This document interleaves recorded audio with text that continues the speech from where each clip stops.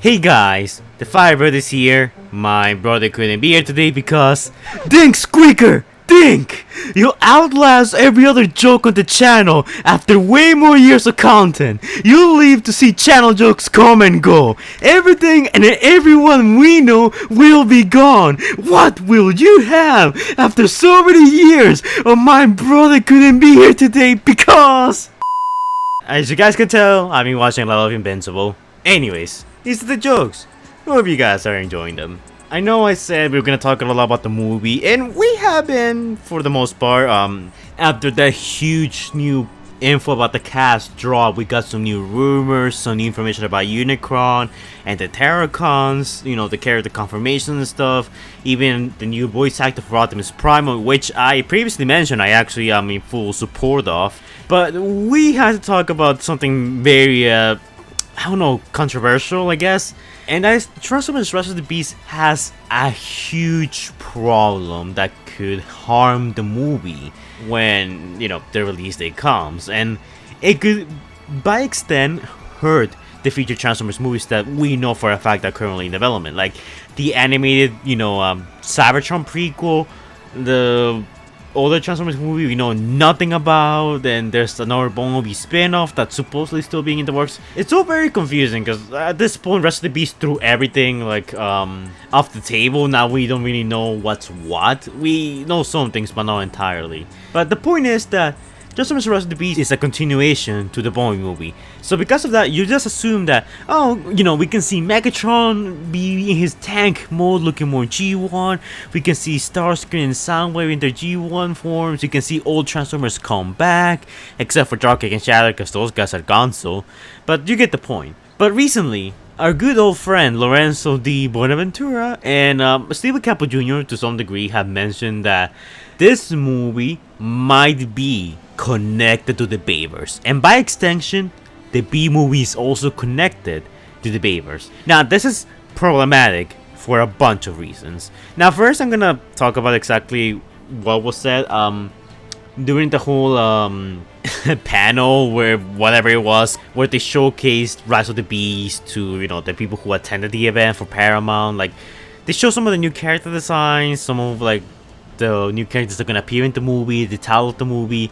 That's how we all got this info. Some people got invited and they told us what they saw. Now, if you look closely through all of the panel notes, basically, that those guys mentioned, it is hinted, well, it's more than hinted, it's outright said that this movie is, for the most part, kind of continuing from the Bayverse, because they did mention that they want to make Optimus Prime in this movie be kind of vulnerable, kind of, you know, still finding his way, kind of like the Netflix Optimus Prime, but hopefully without the bad voice acting.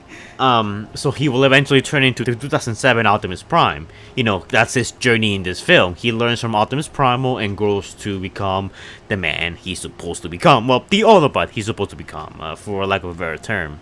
So it is strongly hinted that this new universe is gonna be going into the direction of the Bayverse. And if you need more proof, look no further than the Terracons themselves. The Terracons, by the words of Stephen Campbell Jr., the director of this film, were stated to be the main baddies of this film. Keep in mind that he said the Terracons are our villains. We're gonna see Maximus and Predacons, and the others are gonna be clearly there, but the Decepticons were almost never mentioned. We got descriptions for the Terracons, we got descriptions for the Predacons, we got descriptions for the... We got more than descriptions for the Maximus and Autobots. We pretty much know who are going to be in there. And for the Terracons, we know our main two villains. The Predacons, I guess, are going to be revealed a little later down the line. But the Decepticons got nothing. We know that the Decepticons are going to be in the film. That's confirmed. But as for which Decepticons, keep in mind, they didn't mention them at all. They never told us anything about the Decepticons, how they will look like, how many are they going to be. The Predacons got a description, the Decepticons got nothing. And the Terracons being our main villain, that leads me to believe that the Decepticons are going to be shafted in this film. Kind of like they were in Age of Extinction. I mean, the Decepticons were present, I guess, in the form of Galvatron, but the KSI drones and Lockdown himself were their own separate thing, unrelated. So my guess is that a similar thing's gonna happen here. We'll probably see like 1 or 3 Decepticons in the film, probably having a backseat role, spying on the Autobots and the events that are going on, because the Terracons are gonna be our true villains. Now, why is this problematic? It's problematic because they lied to us. Well, they didn't exactly lie to us, but The B movie, the director Travis Knight did mention that he specifically wanted to make the connection with the Bayverse loose.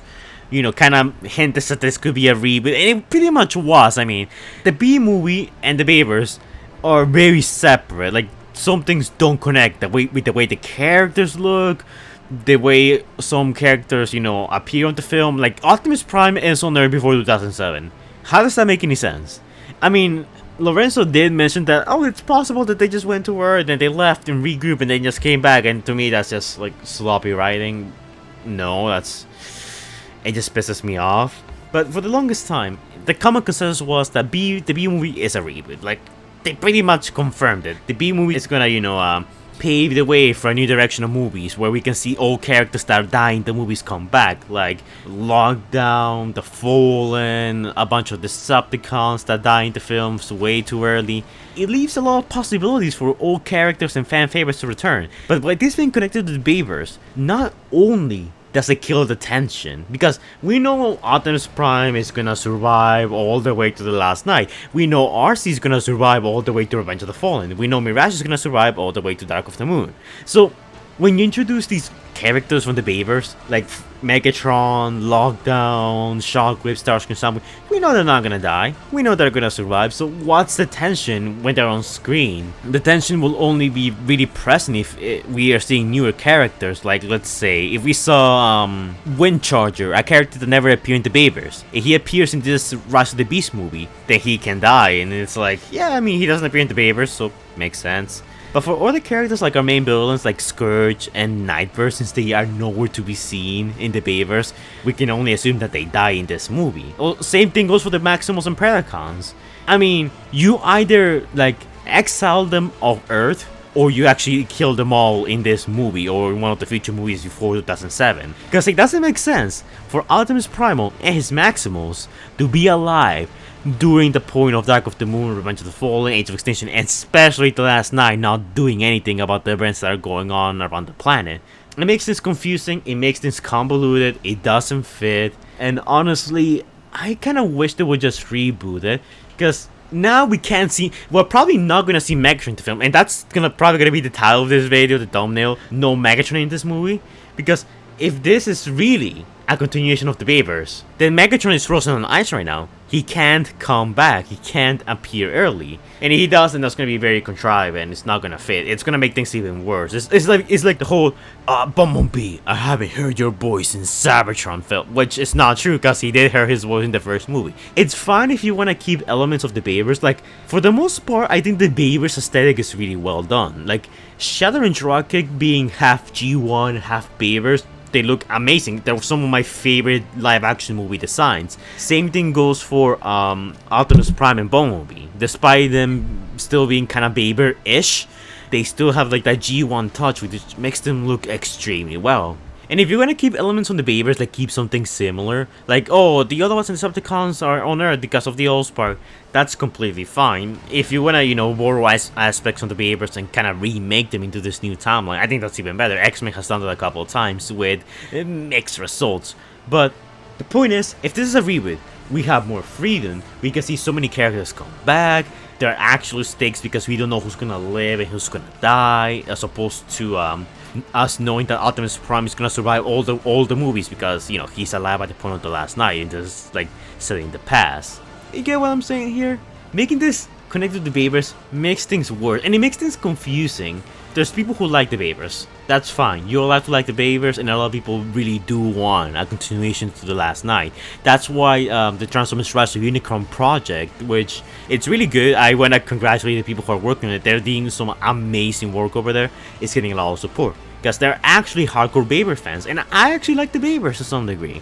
The first movie and Dark of the Moon are the two movies I will defend from the Bayverse. Everything else I like for the action in some of the scenes that we see in them. They have good ideas some of the time, but they kind of fail at executing them. I think the B movies are first full-blown, really good Transformers movie. And I think they should be free to do their own thing, because if they're tied by the Bay movies, then the stuff they can do is less creative. They can take less creative risks. They can do less with the characters they're working on, because the characters need to be at a certain mindset and a certain point for the Bay movies, and it's a mess. And the reason why they're doing this, they didn't say outright that Rise of the Beast is connected to the Bayverse. They're keeping it vague. They're keeping it vague enough so that people who like the Bayverse will go see this movie thinking that it's still connected to the Bayverse. That's why we're not gonna see Megatron or some stuff that doesn't fit with the Bayverse timeline.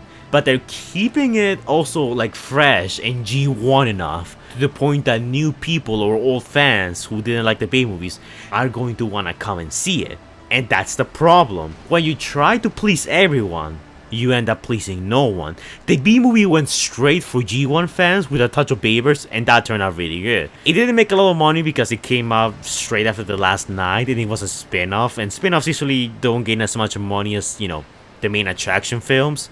So for that movie I can kind of understand, but for this movie, being a mainline Transformers movie, I think they should either, you know, stick to this being a reboot or not, because if they don't, if they try to please everyone, then that's gonna hurt the movie in my opinion. But who knows? Let me know what you guys think in the comments down below. Do you guys think that this movie keeping it vague, whether it's connected to the Bayverse or not, is more harmful than just outright saying that, oh no, this is actually really part of the Bayverse, or saying, oh no, this is actually not part of the Bayverse? What would you prefer this to be? A prequel or a reboot? Personally, I'm of the belief that this should be a straight up reboot. Just reboot the damn thing. Like, don't try to please everyone. Hell, if you still want the Bay movies to be somewhat canon, just like say that they are Maximus and Predacons come from the future and that changed the timeline and whatever, and then the movies can still be canon but say in an alternate universe.